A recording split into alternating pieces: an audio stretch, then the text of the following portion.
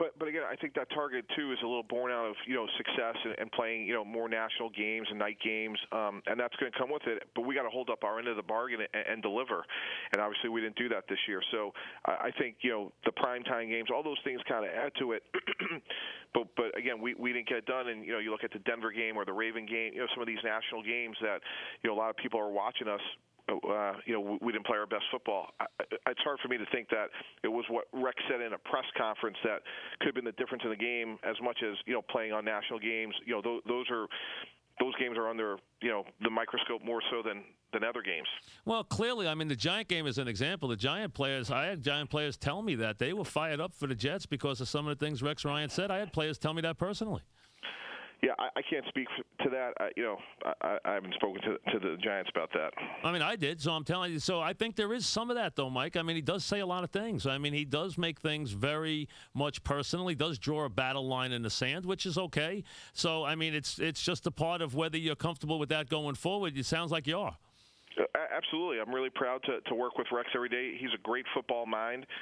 Will his approach, evolve? Absolutely. Everyone does. He'll go into his fourth year, and, he's probably going to be, a different coach this year than he was in year one. And, again, what he says and how he says it, obviously I'll let Rex speak for himself. But, we're proud he's our coach, and we want people to be ourselves. And that's who he is. And, again, it's really based on confidence and belief in our team and our approach.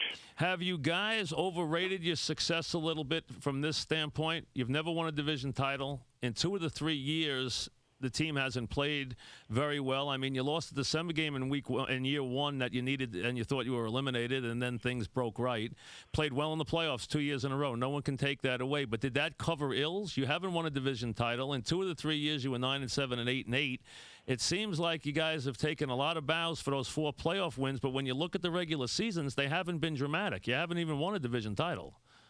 Yeah, no, that's a fair point, Mike. And, my DNA and constitution is I'm really hard on myself. And I learned firsthand here where, in 98 we get to the AFC Championship game and we're favored to win everything. And then, Coach Parcells always talked about, you start where you start. We're 0-0, and Testaverde tears his Achilles in the first quarter against the Patriots, and we wound up ironically going 8-8. So I always know we're going to start 0-0, and I have, no expectations that if we don't work hard and look at this team each and every year, we're not going to get it done.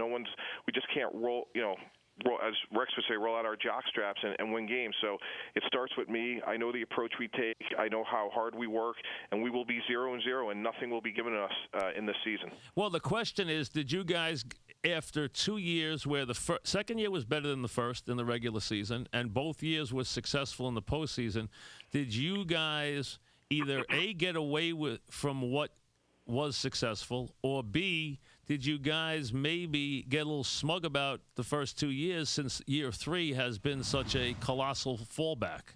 Well, yeah. What I would say to that is you didn't lose your quarterback. Let me say one thing, Mike. Please interrupt. I apologize, but you didn't lose your quarterback. You didn't have your season devastated. This was one where at 8-5, you thought you were going forward, and you went completely backward. If you lose your quarterback or something like that, I understand it. There's an excuse. There was no fatal flaw injury that should have led you to going from 8-5 to 8-8. This was a very, very serious meltdown at the end of the season. So that's something that you have to look at, and we're looking at and saying, why did it happen? Yeah, and we're obviously asking the same questions, but when you look at, like, the objective factors of, guys being on time, weights, all the things that you look at for discipline, and all those things were there in terms of guys staying late, watching tape, doing extra. We had nobody overweight. All those things were there. So I know the effort's there. I know the commitment's there. Obviously, the chemistry wasn't there. We didn't have enough, in certain places, obviously not enough talent. The mix just didn't work, and it led to an inconsistent product. And we're not looking back and saying, oh, well, we got 4 playoff wins, we'll be fine. It's really just the opposite. We're going to, keep pursuing a chance to win our division, home playoff games, and a chance to compete for the championship.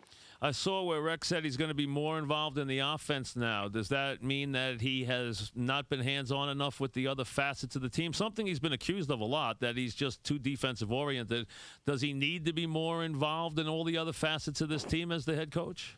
Believe it or not, Mike, that's actually a pretty humble statement. He's been involved with, the running game. We got a great offensive line coach in Coach Callahan.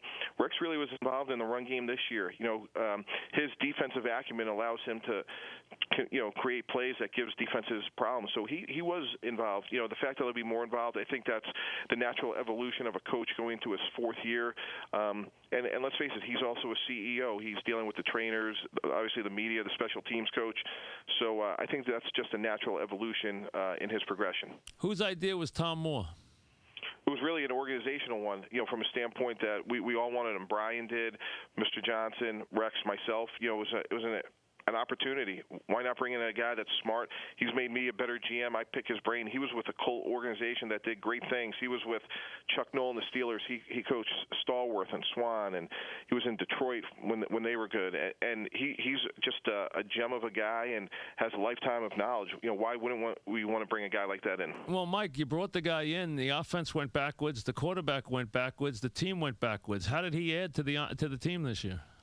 Yeah, again, to say that Tom Moore was outcome determinative. What I'm saying is, what did he add? I mean, the team went backwards, the offense went backwards, the quarterback went backwards. I mean, so I think my look at it from the outside is it was a disruptive move that no one in their right mind who's an offensive coordinator would want Tom Moore looking over his shoulder. I sure wouldn't. I mean, I don't think you want Ron Wolf looking over your shoulder. I mean, so I think that move was disruptive. I mean, I look at that as being something that is a shot at the offensive coordinator. I would never look at that as being anything but that if I were Schottenheimer.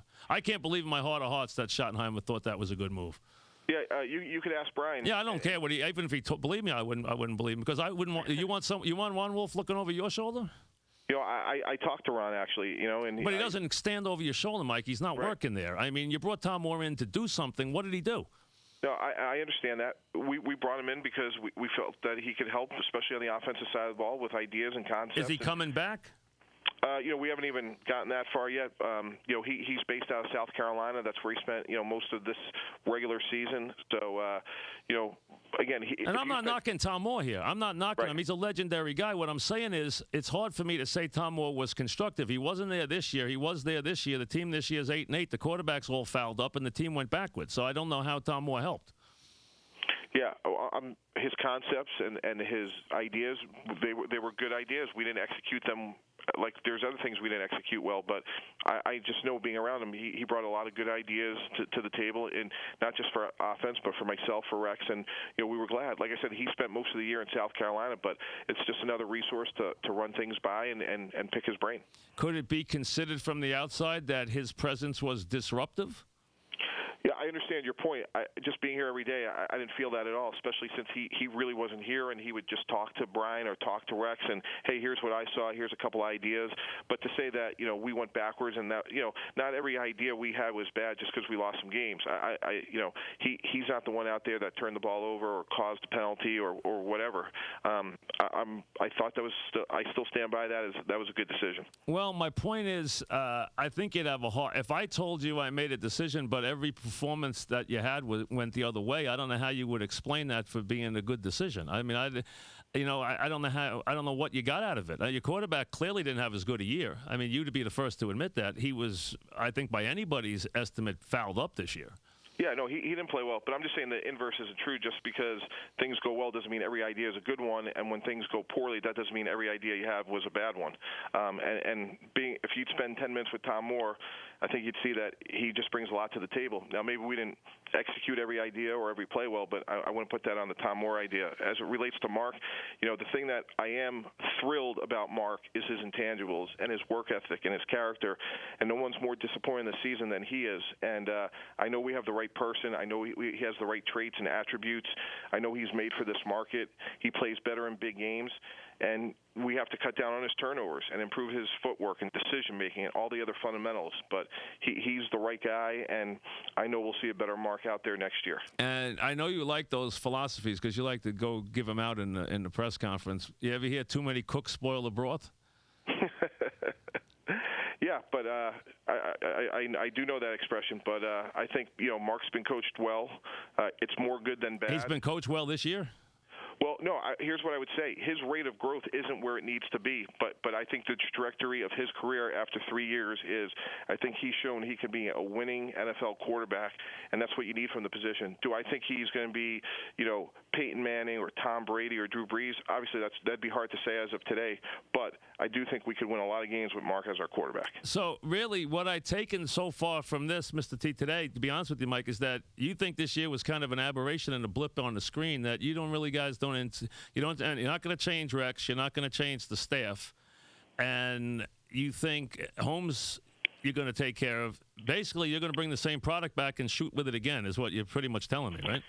No, I think we're going to put a better product on the field next year, and that's going to be based on hard work and look to see where there's opportunities to improve this team. And we'll be better and we'll be different. And every year in pro football, that's how it evolves, and that's what your team is. So it's not going to happen on January 5th, but by the time we tee it off in September, we'll have a better product out there, and we'll have a better approach, and I'll be better. I know Rex will be better, and we're in it together, and we'll show our fans, which are a very passionate group of fans, that we'll have a team that they'll be proud of. Thanks, Mr. T. Appreciate it. Okay, thanks for having me. Thank you, Mr. T. Mike Tannenbaum, the general manager of the Jets. Take a quick break. Be right back.